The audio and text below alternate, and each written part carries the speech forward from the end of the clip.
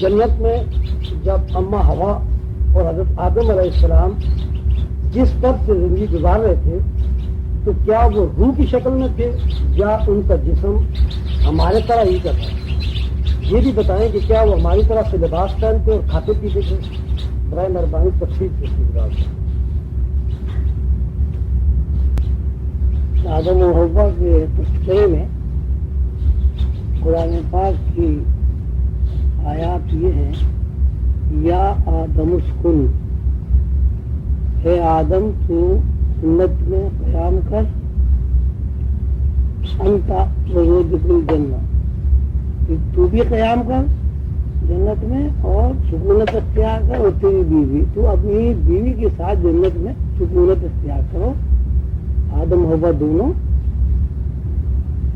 فکلا منہا، اور یہاں سے کھاؤ پیو، رغدن حیث شئتما، کھاؤ پیو خوش ہو کر جہاں سے دل چاہے۔ تو اب یہ جو ہے نا کہ تم یہاں سکونت اختیار کرو اور جہاں سے دل چاہے خوش ہو کر کھاؤ پیو، اس سے ظاہر ہے کہ آدم و حوا وہاں کھاتے ہوئے تھے، یہ اللہ تعالیٰ نے کہا نا خوش ہو کر کھاؤ پیو، جہاں سے دل چاہے کا مطلب یہ ہے کہ وہاں آدم و حوا چلتے پھرتے بھی تھے۔ سکونت کا ظاہر ہے یہ مطلب ہوتا ہے کہ وہاں رہنے کا ٹھکانا بھی تھا، مکان بھی تھا۔ یہ آدم اور حوا دونوں جو جنت میں قیام کرتے تھے، جنت میں رہتے تھے، تو وہاں کھانا پینا تھا۔ ایک تو یہ بات ہوتی، دوسری یہ کہ رہائش کے لیے جگہ بھی تھی۔ سکونت کا مطلب ہی ہوتا ہے کہ کسی جگہ آدمی آپ جا کے رہیں۔ اب رہ گیا جسم کا سوال کہ بھئی یہی جسم تھا جو یہاں ہے، اگر یہی جسم ہوتا جو اس دنیا میں جسم ہے تو پھر نکالنے کا جو مسئلہ ہے کہ جب وہ نافرمانی کی درخت کے قریب گئے تو اللہ نے کہا کہ بھائی اب تم مسلم فہم لگن آسال تم، کہ اب تم یہاں سے اتر جاؤ، اب تم جنت میں نہیں رہ سکتے، اس لیے کہ تم نے نافرمانی کر دی، اور نافرمان بندے جو ہے وہ جنت میں نہیں رہ سکتے۔ فرما بردار جنت میں رہ سکتے ہیں، نافرمان بندے جنت میں نہیں رہ سکتے۔ پھر یہ بھی ہے کہ صاحب انہوں نے شجر ممنوعہ کے قریب جانے کے بعد خود کو ننگا محسوس کیا۔ اب ننگا محسوس کرنے سے یہ بات ظاہر ہوتی ہے کہ جسم تو ان کے تھا، اور جسم اسی طرح کا تھا جس طرح ہمارا جسم ہے۔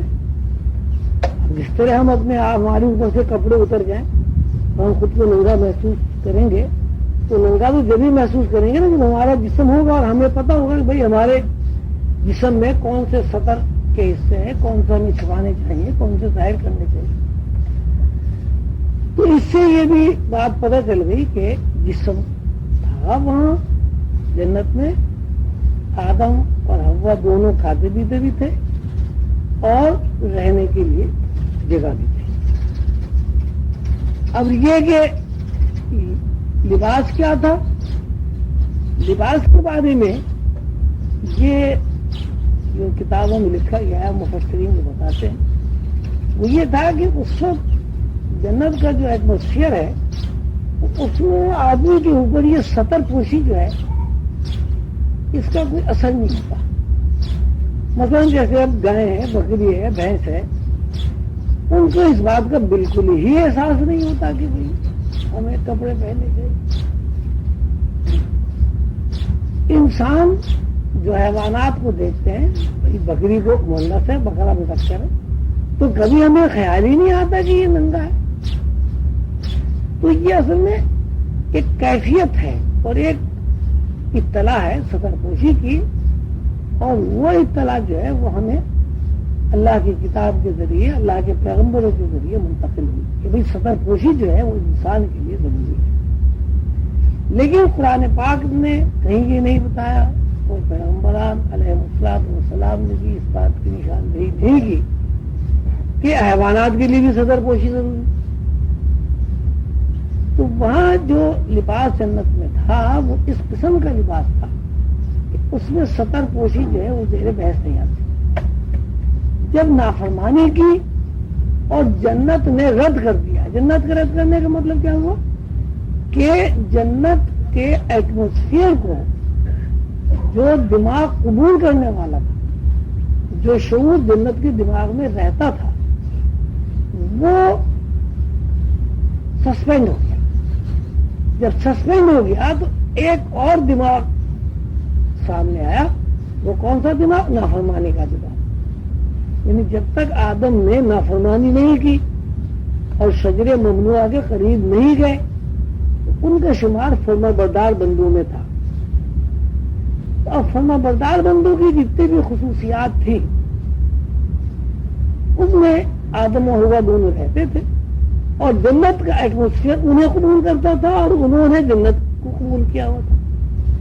لیکن جب نافرمانی ہو گئی, نافرمانی کا ارتکاب ہو گیا, تو جنت کا ایٹماسفیئر جو ہے وہ تبدیل ہو گیا. اس لیے کہ جنت میں کوئی بھی نافرمان بندہ نہیں رہ سکتا.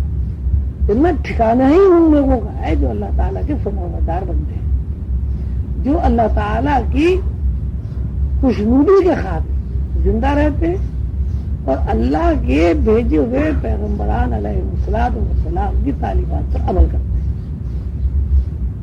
اب بندہ یہاں پیدا ہوا. جب یہاں پیدا ہوا, دیکھیے یہاں بھی کوئی اس کو اپنی صدر پوشی کا کوئی خیال نہیں ہوتا. بچہ جب پیدا ہوتا چھوٹا سا, اسے بالکل اس بات کا علم نہیں ہوتا کہ بھئی میری صدر پوشی ہونی چاہیے, یہ مجھے کپڑے پہننے چاہیے, یہ میرے لنگوٹ بننا چاہیے, یہ مجھے چڈی پہنانی چاہیے. لیکن جیسے جیسے وہ یہاں شعور سنبھالتا ہے اور جیسے جیسے اس ماحول میں اس کا ایڈجسٹمنٹ ہوتا ہے, اسی حساب سے والدین سے, بہن بھائیوں سے, رشتہ داروں سے اس کو یہ احساس منتقل ہوتا ہے کہ صدر پوشی ہوئی. مثلا سب سے پہلے نلانے دلانے کے بعد بچی کی صدر پوشی کی جائے, حالانکہ کوئی اس کی صدر پوشی کی ضروری نہیں ہے. لیکن اگر پیدائش کے فوراً بعد ہی صدر پوشی نہ ہو تو بچے کے ذہن میں صدر پوشی کا تصور قائم نہیں ہوگا. ذرا سا بچہ ننگا ہوا, ابا بھی کہہ رہے ہیں بھائی اسے کپڑے پہناؤ, اما بھی کہہ رہے ہیں بھائی اسے کپڑے پہناؤ, بہنیں بھی کہہ رہی ہیں بھائی ننگا آ گئے, ننگے آ گئے, بڑی شرم کی بات ہے, بڑی شرم کی بات. اسے کچھ پتا نہیں کہ کیا شرم ہے, کیا کچھ ہے. تو اب یہ صدر پوشی جو ہے دراصل یہاں اس ماحول میں آنے کے بعد پیغمبران علیہ الصلوۃ والسلام کی تعلیمات کے مطابق والدین سے اور ماحول سے بچوں کو منتقل ہوتی ہے, اور وہ اس طرح منتقل ہو جاتی ہے. آپ نے دیکھا ہوگا کہ آدمی پاگل ہو جاتا ہے لیکن صدر پوشی کا تصور پھر بھی اس کے اندر رہتا ہے. دماغی طور پر پاگل ہے, بھاگ رہا ہے, چل رہا ہے, پھر رہا ہے, نہ کھانے کا ہوش ہے, نہ اپنے رشتے داروں کو پہچانتا ہے, کبھی پہچان لیا کبھی, لیکن اس کو صدر پوشی کا احساس ہے, کپڑے وہ پہنتا ہے. اگر آپ اس میں کپڑے اتارنے لگے تو وہ احتجاج کرے گا, ناراض ہوگا, روکے گا. کیوں؟ اس لیے کہ آپ نے پیدائش کے فوراً بعد جو پہلا کام کیا وہ یہ کام کیا کہ اس کو صدر پوشی کا تصور منتقل کیا. اور یہ صدر پوشی کا تصور ہی انسان کو دوسرے حیوانات سے ممتاز کرتا ہے نا. دوسرے حیوانات میں بھی تمام وہی اعضاء ہیں جو انسانوں کے اندر ہوتے ہیں, اس میں کوئی فرق نہیں ہے. جو اعضاء انسانوں کے اندر ہیں صدر پوشی کے, وہی اعضاء جانوروں میں بھی ہے. لیکن جانوروں میں چونکہ یہ تصور منتقل ہی نہیں کیا گیا, اس لیے نہ انہیں احساس ہے اور نہ انہیں کپڑے پہننے کی ضرورت ہے. تو یہ اصل میں یوں بھی کہہ سکتے ہیں اس کو کہ پیدائش کے بعد پہلی جو فرما برداری کی سیڑھی ہے, یہ پہلی جو فرما برداری کی کلاس ہے وہ صدر پوشی سے ہوتی ہے. اللہ تعالیٰ صدر پوشی کو پسند فرماتے ہیں تو ایک حد مقرر کر دی, عورتوں کے لیے بھی حد مقرر کر دی, مردوں کے لیے بھی مقرر کر دی. اور اس میں جو حکمت ہے وہ حکمت یہ تو ہے ہی کہ اللہ تعالیٰ یہ اس کو چاہتے ہیں آدمی ڈھکا ہوا رہے, چھپا ہوا رہے. ساتھ ساتھ اس میں یہ بھی ہے کہ یہ جو صدر پوشی ہے یہ انسان میں اور حیوان میں ایک حد فاصل قائم ہے, ممتاز کرتی ہے دوسرے تمام حیوانات سے, کبوتروں سے, بلیوں سے، کتوں سے، ہاتھی سے، یہ ہر مخلوق سے ایک امتیاز اس کو قائم ہو جاتا ہے سطر پوشی کے نقطۂ نظر سے۔ اگر انسان کے اندر سطر پوشی نہ ہو تو بکری میں اور بیلوں میں جب ایک ساتھ ہی اگر وہ پھرے تو کوئی امتیاز، یہ نسل کا امتیاز تو ہوگا۔ نسل کا امتیاز تو یہ بھی ہے کہ دیکھیے گائے، بھینس، بکری، بھیڑ، دمبا آپ ایک جگہ کھڑا کر دیں تو سب کی نسلیں الگ الگ، آپ کہیں گے بھائی یہ بھیڑ ہے، یہ دمبا، یہ بکری، یہ گائے، تو اسی صورت سے اگر انسان بھی اس میں کھڑا ہو جائے تو اب یہ ہے نسل تو الگ ہے، لیکن نسلی امتیاز کے ساتھ ساتھ کوئی فخر کی بات، کوئی ایسی بات جو بالکل دوسری مخلوق سے انسان کی حیثیت کو نمایاں کر دے، وہ سطر پوشی کے بغیر ممکن نہیں۔ تو جب یہاں انسان آیا اس پر سطر پوشی شروع ہو گئی، تو جنت میں کیا تھا؟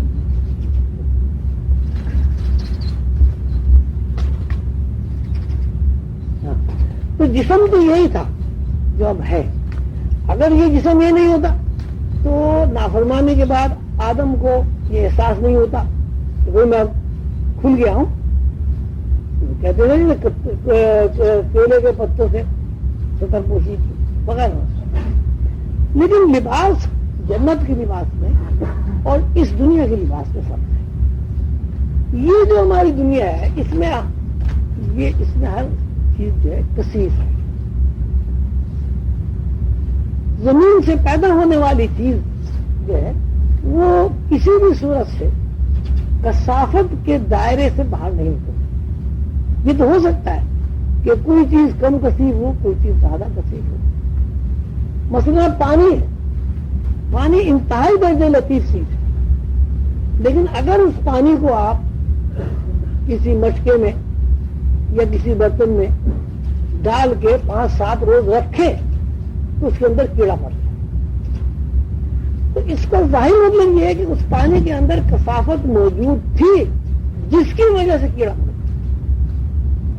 اگر پانی دیکھیے نا، اگر پانی چلتا رہے پھر تو پانی ٹھیک رہتا ہے۔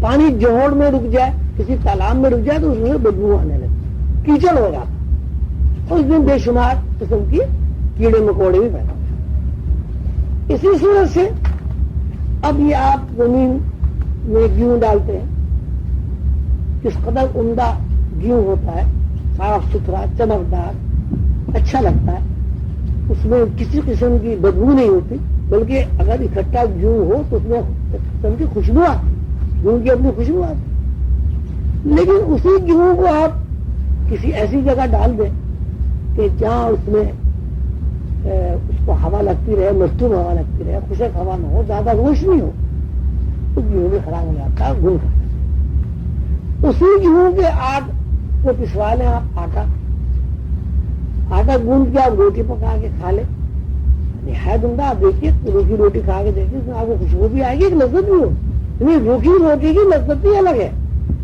یہ تو اگر آپ دیکھیں سالن سے روٹی کھا کے وہ اصل میں روٹی کا ذائقہ ختم ہو جاتا ہے، سالن کا ذائقہ غالب آ جاتا ہے۔ لیکن آپ کبھی اس کا تجربہ کریں، کرنا چاہیے، کبھی روکھی روٹی بھی کھانی چاہیے آپ نے، گرم گرم روکھی روٹی کھائیں اور پھر دیکھیے آپ کو اس میں خوشبو بھی آئے گی، اس میں لذت بھی آئے گی، اور دوسری بات یہ کہ وہ ہاضمہ آپ کا اچھا ہوگا۔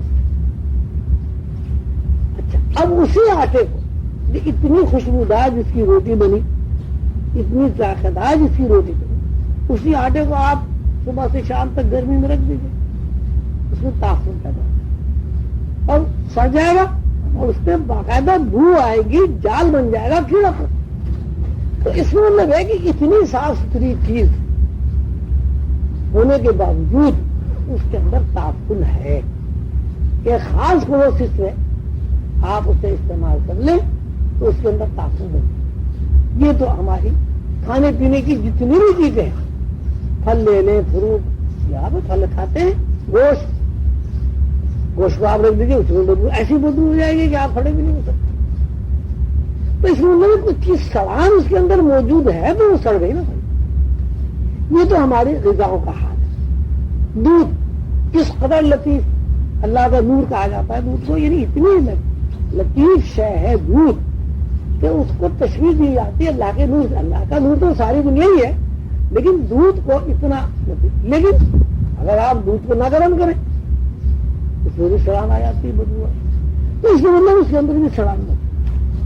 یہ تو آپ کی وہ چیزیں ہیں جو آپ کی کفالت کرتی ہیں، یعنی ضروریات ہیں آپ کی زندگی کی، ایسی ضروریات کہ آپ کسی بھی عنوان سے ان کو چھوڑ نہیں سکتے. یہ تو آپ کی ضرورت. اب آپ دیکھیں اب آپ کیسے بنے. مثلا جس چیز سے آپ بنے وہ اتنی کثیف، اتنی اس میں غلاظت، اتنی اس کے اندر بدبو کہ اگر وہ آپ کے جسم کو لگ جائے تو آپ نماز نہیں پڑھ سکتے. جب تک آپ غسل نہیں کر لیں گے، اس جگہ کو صاف نہیں کر لیں گے، اس کو 3 دفعہ دھو نہیں لیں گے، آپ نماز نہیں پڑھ سکتے.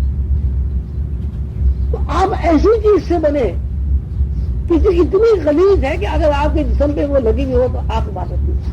اس کے لیے لازم ہے کہ اس غلاظت کا آپ دھوئیں، اور نہ صرف دھوئیں بلکہ سر سے پیر تک نہائیں، پانی پائیں.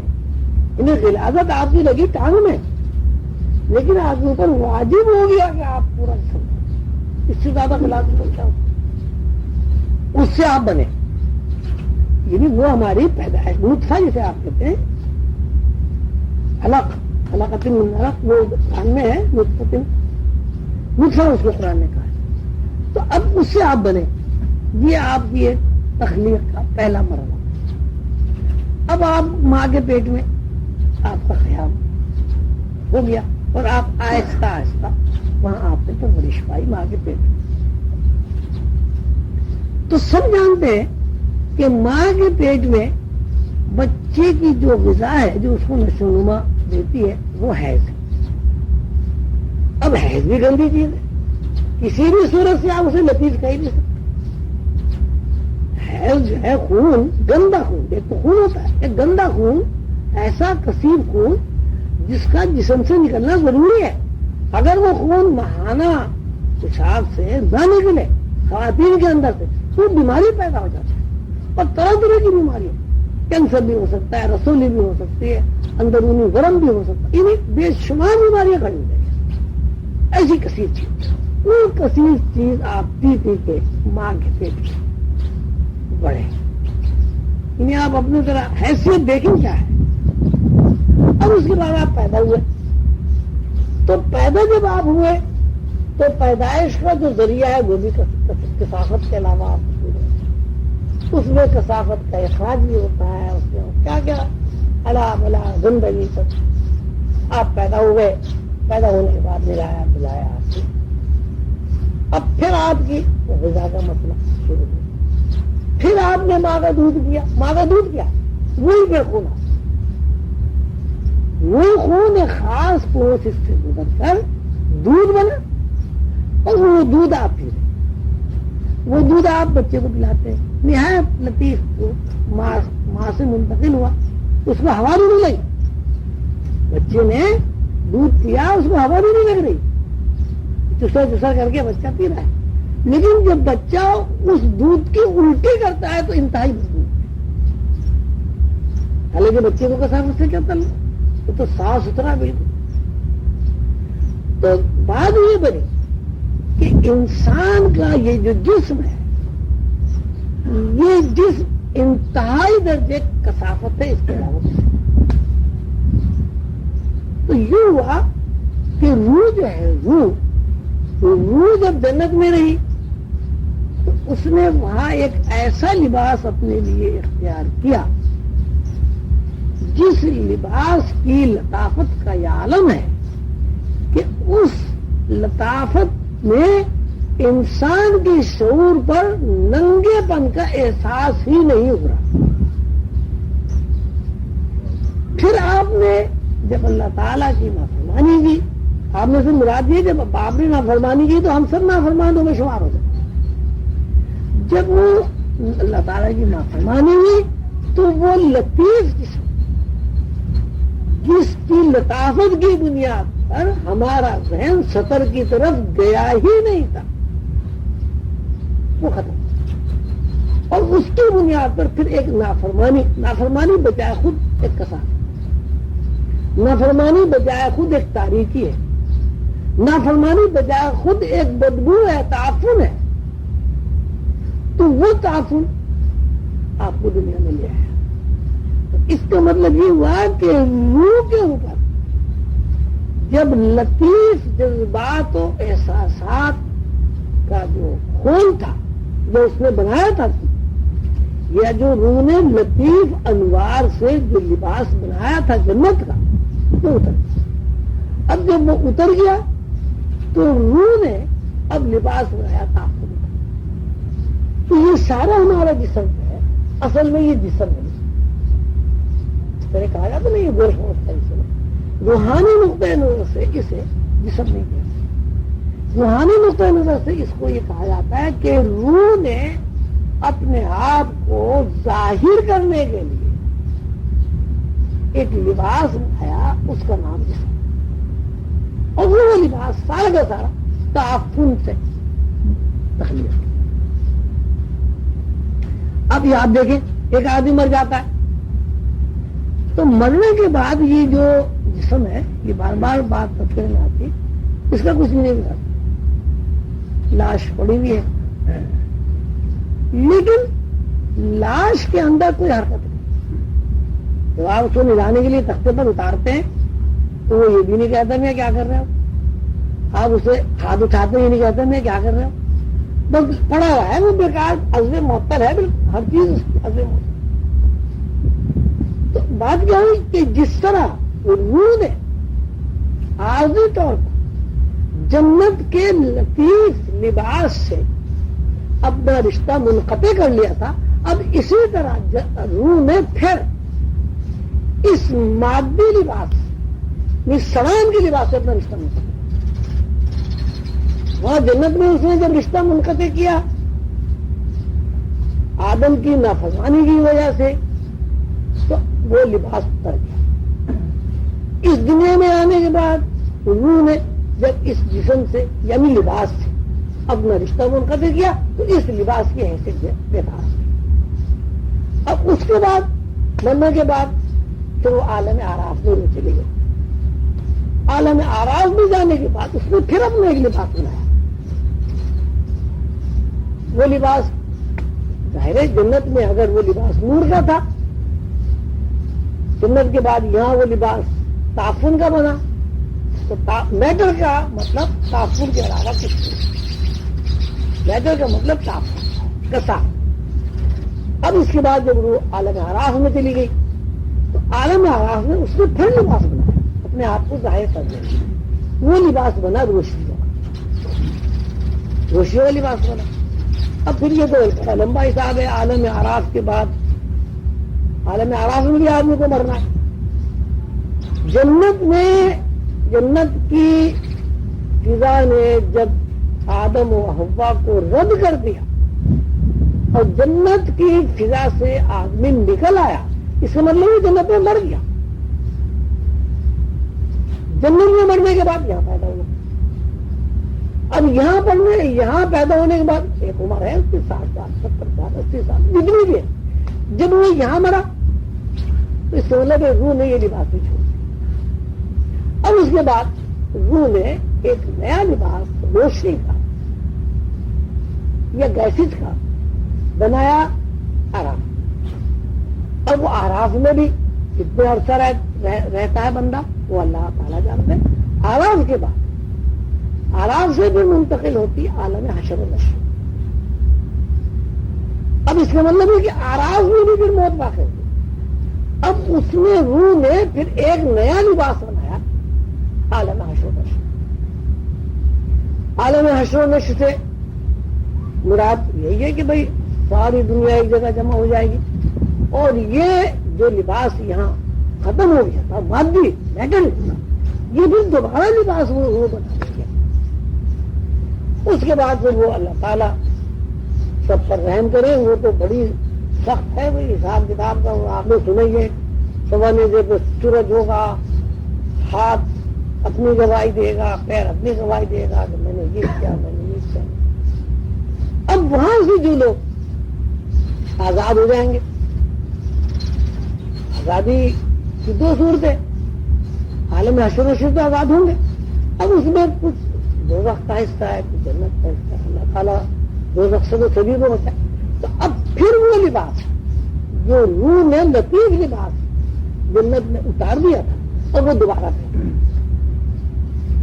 پہننے کی، اب وہ بندہ جنت میں ہے. اب دیکھیے، اب اللہ تعالیٰ کی ایک بڑی عنایت اور بڑی مہربانی. آدم کو جنت سے تو نکال دیا، اس لیے اس نے نافرمانی کی تھی. لیکن چونکہ آدم نے اپنی غلطی کا اعتراف کر کے بہت زیادہ اظہار ندامت کے ساتھ اللہ تعالیٰ سے معافی تلاشی کی، صاحب ہم سے تو بڑی غلطی ہو گئی.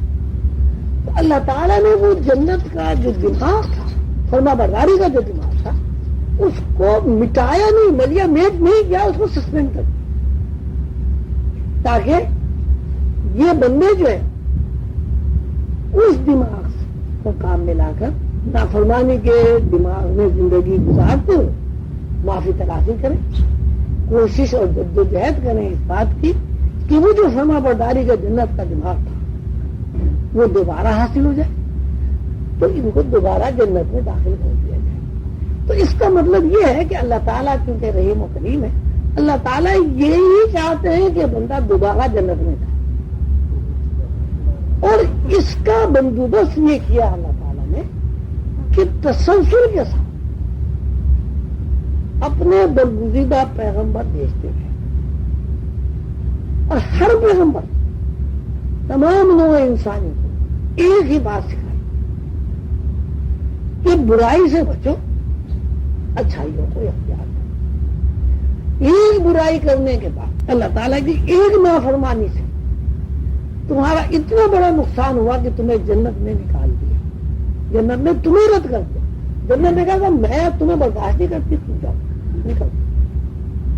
تو جب ایک نافرمانی کے بعد تو اتنا بڑا نقصان کر چکے، تو مزید نافرمانیاں اگر زیادہ ہوں گی تو کتنا بڑا نقصان ہوگا.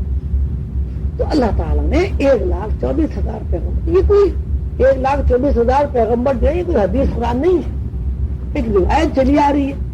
اور وہ کس طرح لوگوں نے حساب لگایا کیا ہوا. 1,24,000 سے مراد یہ کہ بے شمار پیغمبر، اتنے پیغمبر کہ بہت زیادہ، بہت ہوتے ہیں 1,24,000. اور ہر پیغمبر نے ایک ہی بات کہی کہ وہ جو جنت کا دماغ سسپینڈ ہو گیا، نافرمانی کی بنیاد پر تمہیں جنت سے نکال دیا گیا، وہ دماغ تمہارے اندر موجود ہے، ختم نہیں ہوا، معطل ہوا ہے. اگر تم اللہ تعالیٰ سے معافی تلاشی کر کے، جیسے کہ تمہارے باپ آدم نے معافی تلاشی کر کے جنت میں چلے گئے، آپ یہ نہیں کہہ سکتے کہ آدم کو دیکھیے نکلے تو آدم حوا تھے نا جنت سے، ہم یہ نہیں کہہ سکتے کہ آدم و حوا جو ہے دوزخ میں پڑے گئے، اس لیے کہ آدم و حوا نے اس کی تلافی کر دی، معافی مانگی، روئے دھوئے. ربنا ظلمنا انفسنا وان لم تغفر لنا وترحمنا لنكونن من الخاسرین. اے ہمارے رب، ہم نے بلا شبہ اپنے اوپر بہت ظلم کیا، آپ کی نافرمانی کر کے ہم نے اپنے اوپر بہت بڑا ظلم کر. اگر آپ نے ہمیں معاف نہیں کیا، اگر آپ نے ہماری توبہ قبول نہیں کی، اگر آپ نے ہماری غلطیوں کو نظر انداز نہیں کیا، اگر آپ نے ہماری کمزوریوں کے اوپر پردہ نہیں ڈالا، تو ہمارا تو کوئی ٹھکانا ہی نہیں سوائے خسارے اور گھاٹے کے، ہمارے تو کوئی نظر ہی نہیں آتا. جب آدم نے گڑ گڑا کے یہ دعا کی، اپنی غلطی کا احساس کر کے، اللہ کے صاحب نے احساس ندامت کے ساتھ ہاتھ جوڑ دیے، سجدے میں گر گئے، رونے لگے، تو اللہ آیا معاف کر. اس معافی کی بنیاد پر آدم جو ہے دوبارہ جنت میں گئے.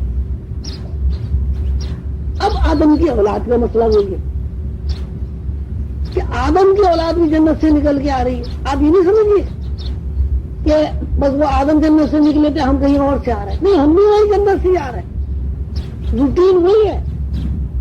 جس طرح آدم و حوا جنت سے نکل کے یہاں آئے، اسی طرح آدم کی ہر اولاد جنت میں نافرمانی کر کے یہاں اتنا مسلسل ایک نظام ہے، اس میں اتنی ترتیب ہے، اتنا ایک نظام ہے کہ اس میں کوئی تبدیلی نہیں۔ جب سارے ہی نظام میں تبدیلی نہیں ہوئی تو یہ بھی ذرا تسلیم کرنا پڑے گا۔ اور روحانی نقطۂ نظر سے اس کو مشاہدہ بھی کرایا جاتا ہے، جو روحانی استاد ہوتے ہیں اس کو بتاتے بھی ہیں کہ ہر آدمی جو اس دنیا میں پیدا ہو رہا ہے وہ اصل میں آدم کا ایک عکس ہے، اور وہ آدم کی طرح ہی نافرمانی کر کے جنت سے اس دنیا پر آ رہا ہے۔ اور جس طرح آدم نے ربنا ظلمنا انفسنا وان لم تغفر لنا وترحمنا لنكونن من الخاسرین پڑھ کر اللہ تعالی سے اپنے خطاؤں کی معافی چاہی تھی، آدم ذات اگر اسی طرح معافی مانگ لے تو اس کے اوپر جنت کے دروازے اسی طرح کھل جائیں گے جس طرح آج آدم جنت میں رہتے ہیں۔ تو یہ ایک نظام ہے اس کا کہ دو دیوار انسان کی ہوتی ہے۔ اچھا، حشر و نشر کے بعد حشر و نشر میں یہ ہوگا کہ یہ جسم اللہ نے کہا ہے کہ بھئی جب یوم حساب ہوگا تو تمہیں اسی جسم کے ساتھ اٹھا دیا جائے۔ تو جسم کے ساتھ اب یہ بھی لوگ کہتے ہیں کہ صاحب یہ کیسے ہو سکتا ہے کہ صاحب وہ سارا آدمی مر گیا، مٹی ہو گئی، ہڈیاں سرما بن گئی، پھر یہ جسم کیسے آئے؟ تو وہاں سوال یہ کیا جا سکتا ہے کہ بھائی جس طرح یہ جسم بن گیا بغیر کسی ایک اس سے قطرے سے یا قطرے سے ہی بنا نا بھائی، تو وہاں کیا روح کو اتنا اختیار نہیں کہ وہاں ایک نیا جسم بنا لے، جبکہ اس جسم کا ریکارڈ بھی موجود ہے۔ وہ تو سڑ گیا بجھ گیا لیکن اس کا ریکارڈ تو موجود۔ تو یہ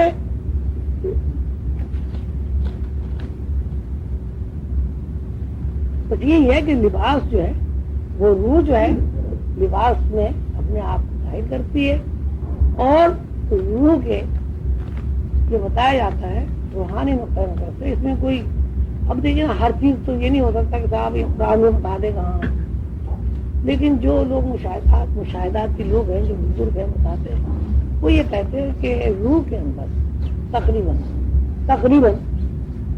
11,500 جسم بنانے کی صلاحیت ہوتی ہے، اور وہ 11,500 روپ میں خود کو ظاہر کر رہی ہے۔ اس حساب سے اس زمین کے اوپر اور کائنات کے اندر جو حساب کتاب تو اللہ کا لگ نہیں سکتا۔ اللہ نے خود فرمایا کہ بھائی تمہارے سارے سمندر روشنائی بن جائے اور تمہارے جو یہ درخت ہیں یہ قلم بن جائے، تو یہ سارے قلم بھی ختم ہو جائیں گے اور سمندر بھی خشک ہو جائیں گے، اللہ کی باتوں کا احاطہ نہیں، اللہ کی باتیں پھر بھی باقی نہیں۔ تو اب یہاں تو آدمی جو ہے، لیکن انسان جو اللہ تعالیٰ نے شعور دیا ہے اس شعور سے وہ حساب کتاب ضرور لگاتا ہے۔ مطلب اب یہ کہتے ہیں صاحب یہ دنیا اتنے لاکھ سال کی ہے، اتنے لاکھ سال کی، اب حضور پاک صلی اللہ علیہ وسلم نے ارشاد فرمایا کہ بھئی 1400 سال تک قیامت نہیں آئے گی۔ اس نے حساب لگایا تو کہا نا بھائی 1400 سال، اور وہ بات دیکھیے آپ کے سامنے، اب وہ بات سچی ہو گئی، 1400 سال تو گزر گئے۔ حضور پاک صلی اللہ علیہ وسلم نے نہیں فرمایا کہ 1400 سال کے بعد قیامت آ جائے گی، یہ فرمایا 1400 سال تک قیامت نہیں آئے گی۔ اب 1500 سال بھی ہو سکتے، 1600 بھی ہو سکتے، لیکن جو حضور نے فرمایا 1400 سال حساب کتاب تو لگایا۔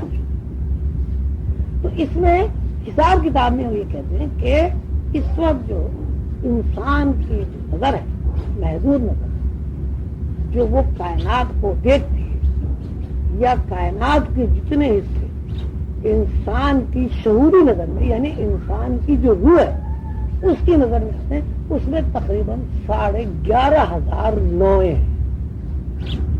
11,500 نو ہے۔ نو سے مراد مچھلی ایک نو ہے۔ اب اس میں مچھلی میں ذیلی نوعیں کتنی ہیں آپ نے سمندر میں دیکھا ہوگا، تو وہ جتنی بھی مچھلیاں جس قسم کی بھی مچھلیاں ہیں وہ ایک نو شمار ہوگی، ایک مچھلی کی بھیڑ بکری گئے پیر۔ اب گئے بے شمار قسمیں ہوتی، چڑیے بے شمار قسم، تو ہر جو ہے ایک پرندے کی نو ہو گئی، ایک جمادات میں بتاتی ہو گئے، تو تقریباً روز ہے وہ اپنے آپ کو 11,500 نو کے باب آدم ہی کہہ دیجیے، بھائی ہر نو کا پہلا آدمی کو بابا آدم ہی کہیں گے، کیا کہیں گے؟ تو ہر نو کے بابا آدم کا روپ دھارتی ہے وہ، اور اس کی پتا تقریباً 11,500 ہوتی ہے، اور روحانی لوگ ان 11,500 اسما اللہ تعالیٰ کے بتاتے کہ اللہ تعالیٰ کے 11,500 اسما ہیں، اور ان اسما کا جو روحانی لوگوں نے نام رکھا ہے وہ اسماء اطلاقیہ تھا۔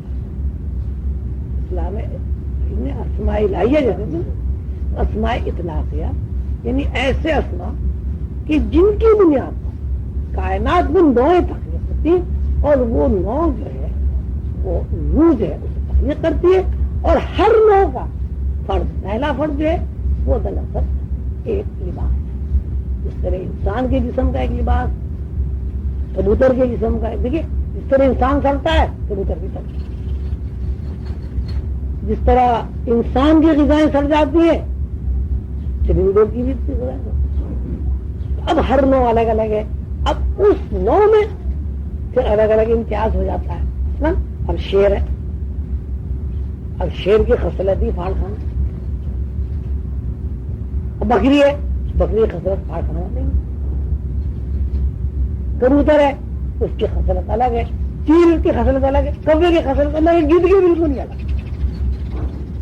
اب کبوتر پرندہ ہے، دیکھیے چیل بھی پرندہ، کبوتر بھی پرندہ، گدھ بھی پرندہ، لیکن کبوتر کبھی گوشت نہیں کھاتا، اور گدھ جو ہے مردہ کے علاوہ کچھ نہیں کھاتا، اس کی خوراک ہی مردہ گوشت، بھینس مر جائے، گائے مر جائے، آدمی مر جائے، اس کو کھا کے خوش ہوتا ہے مردہ۔ تو ایک 9 میں، ایک پرندوں کی 9 میں کتنی ذیلی 9 بن گئی، پھر ہر ذیلی 9 میں ان کا الگ الگ جو ہے ذہن کی سوچ الگ، ان کے جذبات و احساسات الگ ہیں، ان کی جو ضروریات زندگی ہے تو وہی جو زمین پہ وسائل پھیلے ہوئے، لیکن ہر لوگوں کی ضروریات زندگی بھی ہے۔ ایک مجھے ایک قصہ سنایا، ایک قصہ پڑھا میں نے، تذکرہ غوثیہ، کتاب تذکرہ غوثیہ ہے اور سبھی شاہ صاحب نے، تو میں نے ایک قصہ پڑھا کہ صاحب ایک صاحب اللہ والے بزرگ تھے، وہ یہ فرمایا کرتے تھے کہ بھائی یہاں کوئی چیز نہ پاک، ہر چیز پاک۔ وہ بڑا ان سے بحث کرتے نہیں آتی، اور جب لوگ ان سے بحث کرتے تھے تو وہاں سے وہ مطمئن کر دیتے آدمی کو، ہم کہتے بات تو صحیح ہے، اور پھر جاگے کہتے تھے بھائی ہر چیز کیسے پاک ہو سکتی ہے، اللہ نے نہ پاک کی ہے، یہ پیشاب کو آپ کیسے پاک کہتے، شراب کو آپ کیسے پاک کہہ دیں، سڑی چیز کو آپ کیسے پاک کہہ دیں گے، مردہ گوشت کو آپ کیسے پاک کہہ دیں۔ تو جب لوگ بہت عاجز اور پریشان ہوئے تو وہ کہا ان حضرت صاحب کے ساتھ تھوڑا مذاق کر رہے، تو ایک دعوت کا اہتمام ہوا، بہت بڑے کوئی امیر کبیر آدمی تھے، بہت بڑا گھر پالان تھا، اس میں تالاب تھا، دعوت ہو گئی، اور دعوت کا کچھ اس طرح انہوں نے اہتمام کیا کہ پہلے سے ہی پلیٹوں میں کھانا رکھتے اور اس کے اوپر پلیٹ ڈالتے، تو ایک پلیٹ میں جو ان کی نشست تھی حضرت صاحب کی، اس میں انہوں نے پکانا رکھتے، اگر پاک ہے تو کھاؤ گے، ایک قسم کی شرارت ہے، وہ آ کے بیٹھ گئے، تو وہ بسم اللہ کریں، تو ان کا آپ بسم اللہ کریں، تو کہنے حضرت صاحب آپ پہلے بسم اللہ کریں، پہلے نہیں پی، سب کے ساتھ بسم اللہ کریں، تو وہ کسی نے اپنی پلیٹ کھولی نہیں، تو انہوں نے جب ماحول کو دیکھ لیا، اللہ والے آدمی کے صاحب نظر وہاں سے اٹھے، تو وہاں جو ایک تالاب تھا، سوئمنگ پول کہہ لیجیے، وہ جو تالاب تھا اس میں کودے، تو وہ بڑی حیرت ہوئی بھائی یہ کیا ہوا، تھوڑی دیر میں اس میں سے ایک چور نکلا اور وہ بہت آرام سے آیا، اس نے اپنی چوری سے پلیٹ اٹھائی، وہ سب کھا گیا، اور کھا کے وہ دوبارہ سے تالاب میں کود گیا۔ اب تھوڑی دیر میں وہ بزرگ نکل آئے اور آگے بیٹھ گئے، تو ان کا حضرت صاحب یہ کیا ہوا، کہنے بھائی جس کے لیے پاک تھا وہ کھا گیا، یہ میں نے جب کہا تھا کہ پکانا انسان کے لیے ہر دشمن ایک جد اگر مردہ خور ہے تو اگر اس کے ذہن میں یہ بات آ جائے یہ چیز نہ پا کے تو مردوں کا کیا بنے؟ سلام بھیج جائے، حیلہ بھیج جائے. اگر وہ مرے ہوئے جانوروں کو چیل کر دے جد نہ کھائیں تو وہ گوشت انسانوں کے لیے عذاب بن جائے، اس کے بدبو سے تعفن سے نئی نئی بیماریاں پھیل جائیں. تو وہی بات ہے کہ ہر چیز جو ہے یہ اللہ کی طرف سے ہے اور اللہ نے ایک نظام بنایا ہے اور یہ روح کی اپنی اللہ نے ذمہ داری روح کے اوپر ڈال دی ہے کہ روح جو ہے وہ اس کے اندر اللہ تعالیٰ نے صلاحیت تو پتہ نہیں کتنی دی ہوگی. انسانی جو چھوٹا سا دماغ ہے، انسانی چھوٹا سا دماغ ہے، اس میں انہوں نے یہ بتایا ہے کہ روح جو ہے 11,500 نو کے روح میں بیرون بدلتی. اب پھر اس میں ایک نو میں انسان ہے، انسان میں ہی 5 ارب آبادی تو ظاہر ہے.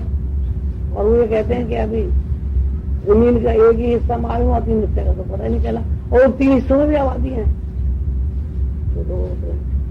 تو یہ جو لباس کی جو حیثیت ہے، اس لباس کی حیثیت یہ ہے، جسم کی ہے، جسم ہے وہ اپنے آپ کو لباس میں ظاہر کرتی ہے اور ہم اسے جسم کہتے ہیں.